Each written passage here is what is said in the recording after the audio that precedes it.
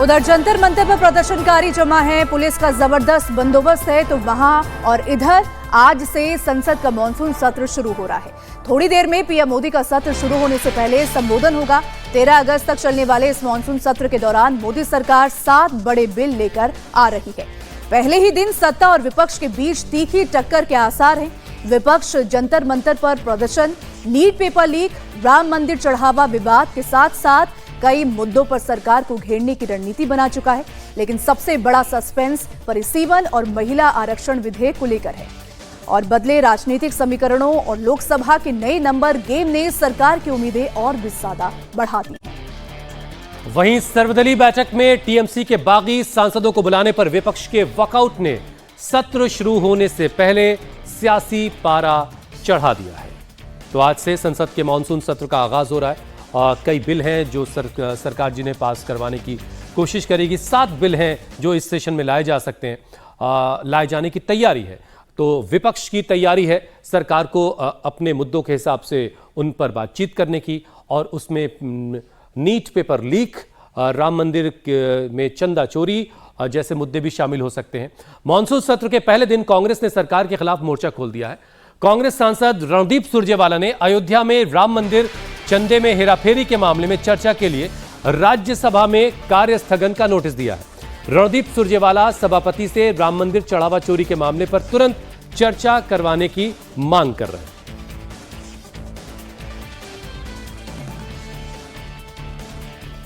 तो वही left party Vande Mataram के मुद्दे पर भी मोदी सरकार को घेरना शुरू उन्होंने कर दिया है। सीपीआईएम के सांसद जॉन ब्रिटास ने राज्यसभा में आज पेश होने वाले वंदे मातरम से जुड़े राष्ट्रीय सम्मान अपमान निवारण संशोधन अधिनियम 2026 को लेकर नोटिस दिया है।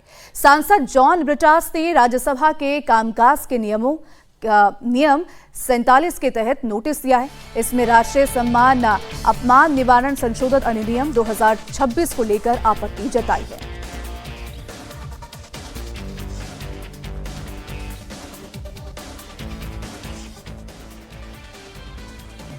शोएब रजा और ज्यादा अपडेट के साथ हमारे साथ जुड़ चुके हैं। शोएब, आज से मानसून सत्र का आगाज हो रहा है और रणदीप सुरजेवाला ने एक स्थगन प्रस्ताव का नोटिस जो है वो दे दिया, और सबसे पहले वो चर्चा की मांग कर रहे हैं कि राम मंदिर चढ़ावा चोरी पर जो है वो चर्चा करवाई जाए।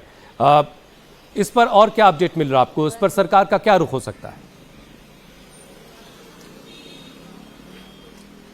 बिल्कुल, देखिए, तमाम मुद्दे हैं, सिर्फ राम मंदिर ही नहीं बल्कि नीट का जो इशू है वो बड़ा इशू है। इसके अलावा हम दूसरे मामले भी देख रहे हैं कि उन तमाम चीजों को लेकर विपक्ष हमलावर है। लेकिन आज दिल्ली में जिस तरह के हमें हालात नजर आ रहे हैं, संसद के बाहर, संसद के अंदर तो है ही, जहां इस वक्त मैं मौजूद हूं, ये रास्ता पार्लियामेंट की तरफ जाता है जंतर मंतर से, और मुझे सुबह से ही लगातार जो ये पीछे आप देख रहे हैं छात्र आते हुए दिखाई दे रहे हैं अलग अलग जगहों से। तो ये जो इशू है नीट का, ये बड़ा मुद्दा है, और संसद में सबसे ज्यादा जो गूंज है मुझे लगता है राम मंदिर से भी ज्यादा इसकी नजर आएगी, क्योंकि संसद के करीब जो तमाम जो लोग जुट रहे हैं जंतर मंतर पर और उसके आसपास के इलाकों में जिस तरह के हालात है, इन तमाम चीजों को लेकर विपक्ष की तरफ से इसे मुद्दा बनाया जाएगा। राम मंदिर का चोरी का जो इशू है वो यकीनन वो भी बड़ा इशू है, उसको लेकर विपक्ष घेरेगा। इसके अलावा जो बिल की आप बात कर रहे हैं वो आयकर से जुड़ा हो, जजों से जुड़ा हुआ हो, एक जो बिल है वो राज्यसभा में आज एक तरीके से पेश किया जाएगा, वो वंदे मातरम को लेकर है। अब उसको लेकर सजा होगी, उसको अपराध की श्रेणी में लाया जाएगा जो अपमान करेगा वंदे मातरम का। तो ये तमाम चीजें हैं जिन पर आज संसद में निगाह रहेगी। लेकिन जिस तरह के हालात मैं बता रहा हूं कि विपक्ष के जो तेवर है उसे देखते हुए लग रहा है कि संसद का जो पहला दिन हो सकता है कि हंगामे की भेंट चढ़े, क्योंकि आसपास का जो माहौल है, हमें जो दिख रहा है, आपको दिखाई देगा। देखिए, यह पुलिस ही पुलिस आपको दिखाई देगी संसद के आसपास। अमूमन जब सत्र होता है वो होती है, लेकिन आज जो आंदोलन, जो प्रदर्शन की चेतावनी दी गई है, उसके बाद और ज्यादा सुरक्षा को बढ़ाया गया है पूरे इलाके में, कनॉट प्लेस से लेकर और यहाँ प्रेस क्लब के आसपास, संसद के आसपास इसी तरह से जो लोग हैं, और खासतौर पर मुझे यूथ नजर आ रहे हैं, इनमें सबसे ज्यादा वो लोग जंतर मंतर की तरफ जा रहे हैं।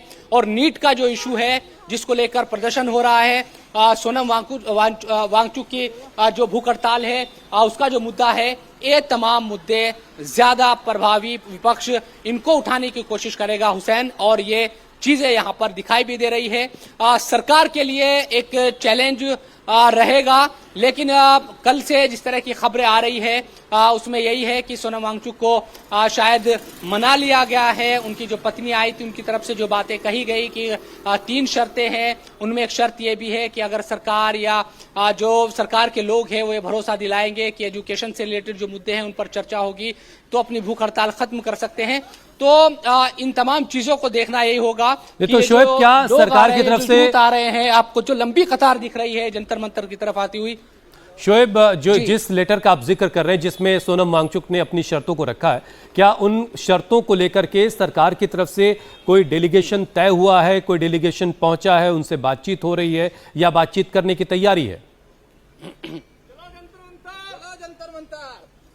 बिल्कुल, देखिए अभी ये थोड़ा सा हमें 10 बजे तक का भी इंतजार करना पड़ेगा, क्योंकि प्रधानमंत्री को पहले बोलना है 10 बजे संसद में। संसद के बाहर वो मीडिया से बात करेंगे और उसमें विपक्ष से भी अपील की जाएगी कि वो सहयोग दे इस पूरे सत्र को चलाने में, और उसी दौरान शायद ये भी खबर आ सकती है, जिस तरह मैं तस्वीरें भी दिखा रहा हूं लगातार, तो इस मामले को देखकर हो सकता है कि सरकार की तरफ से और ज्यादा कोशिश की जाए कि कम से कम एक डेलीगेशन, जो बात कही जा रही है कि वो मिलने के लिए सोनम वांगचुक से पहुंच सकता है, तो उस तरह से देखना होगा कि किसको बनाया जाता है, क्योंकि सरकार को भी पता है कि मुद्दा अब गंभीर होता जा रहा है। और जो भीड़ आज दिखाई दे रही है दिल्ली की सड़कों पर, संसद के आसपास, वो यूथ की भीड़ है, और जो जंतर मंतर की तरफ लगातार ये लोग कूच कर रहे हैं, तो ये एक चुनौती कहीं ना बन जाए, इसलिए सरकार की तरफ से भी कोशिश होगी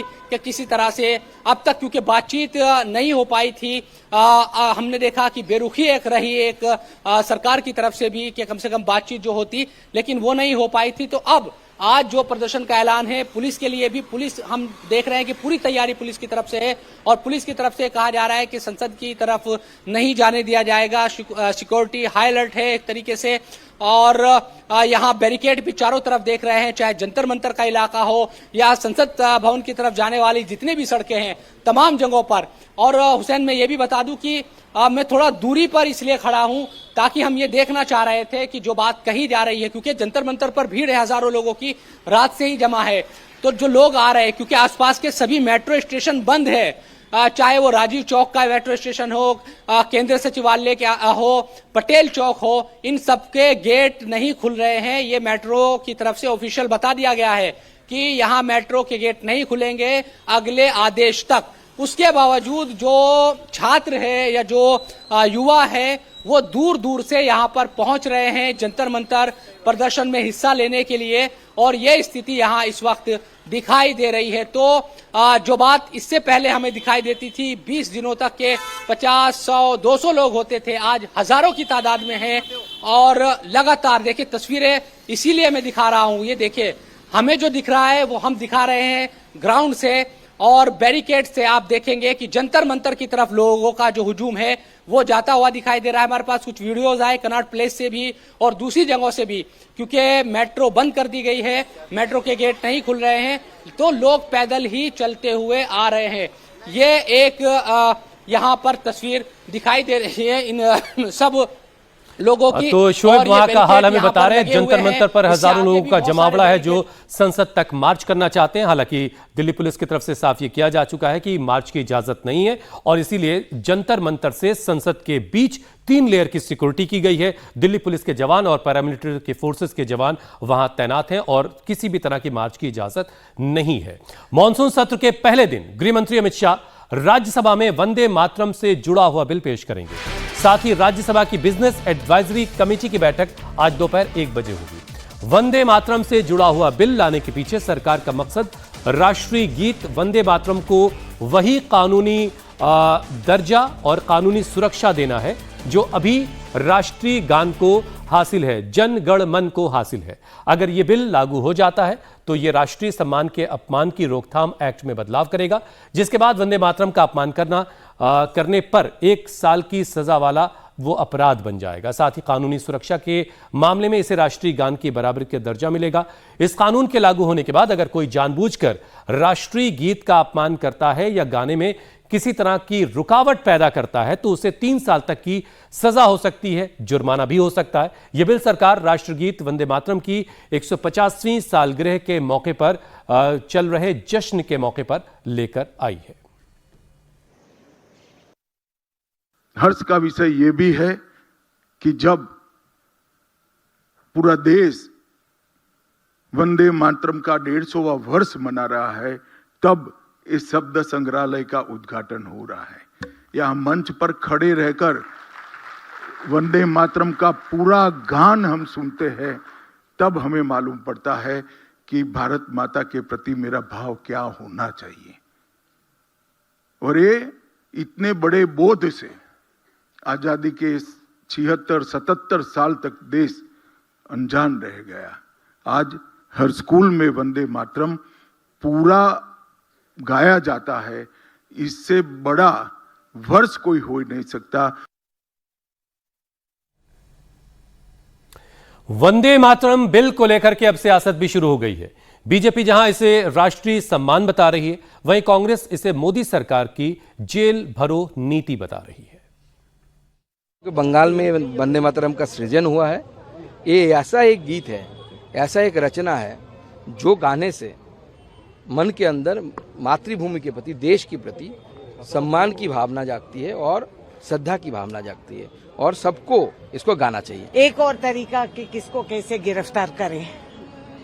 इसके अलावा चंदा चोरी के बारे में बोलो, वो क्यों नहीं बोलते। वंदे मातरम नहीं गाए तो हमको गिरफ्तार करेंगे, चंदा चोरी करने से उनको पार्टी में ले लेंगे। बहुत अच्छा तरीका है भाई। राम को भी बख्शे नहीं, हमें क्या बख्शेंगे। हाँ, हर तरह ये सोच रहे हैं, आगे पीछे सोचते नहीं।